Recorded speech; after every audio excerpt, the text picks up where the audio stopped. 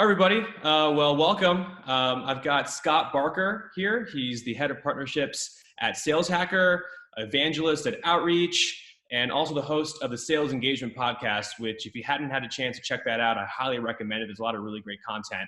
Last but not least, he's my first virtual guest on the program and probably not my last. So Scott, welcome. Thanks so much for taking the time.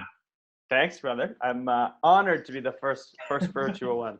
Yeah. It's crazy time. So speaking of all the craziness going on, I mean, there's a lot of content out there right now about what salespeople should be doing in a time like this, and there's a huge focus on outbound. What's your advice? Like, what should salespeople be focusing on right now? I think there's really two things that come to mind, and first and foremost is the first kind of quote that comes to mind is, the old quote that goes something along the lines of, people don't care how much you know, right, until they know how much you care. And I don't think it's ever been more relevant. Because honestly, if someone is outbound prospecting me right now and hits the nail on the head, and let's say I have this problem and I've had it for 6 months, and they hit the nail on the head right now, but they're completely tone deaf to what's going on in the world, right, I'm not going to respond well. So, you need to lead with EQ, you need to lead with empathy, and then, maybe you have the right to have a business discussion. So lead with how much you care and then get to how much you know. That's number one for me. Okay. And then number two, I think it's a really good opportunity, since everyone is at home and many people are looking to LinkedIn and social media to kind of get their fix of that social interaction that they're missing in the office. Right. So if you've been putting off building a brand on LinkedIn or getting involved in the discussion, I think now is a really great time to do that. Okay. And I can share with you kind of my framework, or what I've seen and had personal success with. So when I look at the people who have success on LinkedIn, including myself, is it always seems to kind of follow this 4-step pattern.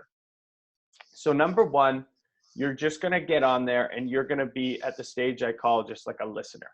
So you're just kind of checking out, seeing what people are saying, seeing the language they're using, and seeing what they're responding to. That's number one. Yeah. Do that for, a week or two, get your bearings. Then you're going to move to the second stage, which is really this aggregator stage. So you're going around, you're looking at different blogs that your ideal customers might care about, and you're bringing those all together and you're sharing those. Yeah. We all know sharing articles, you're not going to get huge reach, but it is about building that muscle and that consistency. Then do that for a little while, and then you're going to move to the third step, which is synthesizing. So then take all those articles and all those learnings that you're having and synthesize those for your connections and your followers that you have. And be like, hey, I was reading this cool article. Here are the 3 points that really stuck out with me.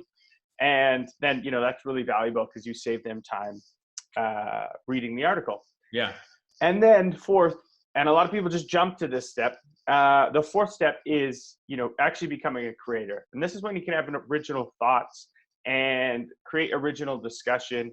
But I think when people jump to this, the output often matches the input, right? So if you're not consuming a lot, then your creations aren't going to be as groundbreaking maybe as you'd like them to be. Yeah. So that's kind of the 4-step process I typically see. So listener, aggregator, synthesizer, and then creator.